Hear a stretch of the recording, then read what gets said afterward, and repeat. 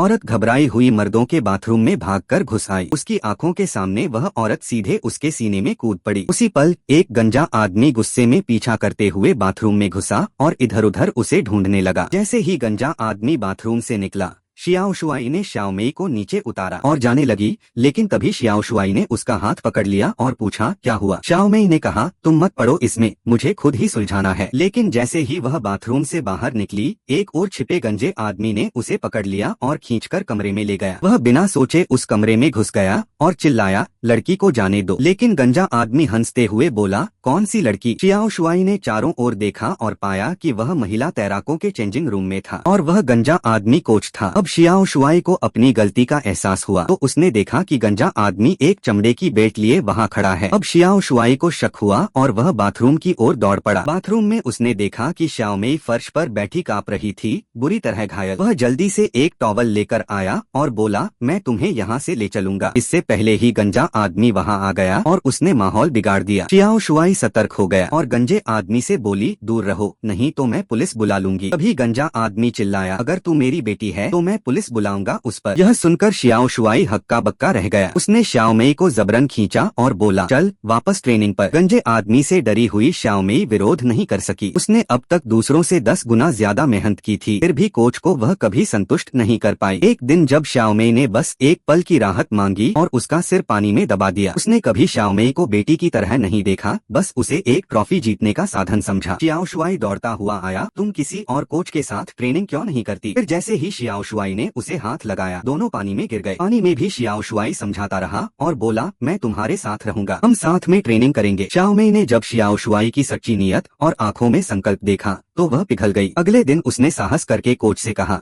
अब तुम मेरे कोच नहीं रहे। कोच हंस पड़ा और बोला मेरे बिना तू कुछ नहीं कर सकती। तभी शियाओ शुआई वहाँ आ गया और बोला वह अकेली नहीं है, मैं उसके साथ हूँ। असल में शियाओ शुआई ने उसके लिए एक प्राइवेट कोच बुला लिया था। फिर दोनों ने उस नए कोच के साथ मिलकर ट्रेनिंग शुरू कर दी, क्योंकि दुनिया में अगर कोई ताकत सबसे बड़ी है तो वह है प्यार। और जब दो लोग साथ हों तो कोई भी मुश्किल उन्हें रोक नहीं सकती।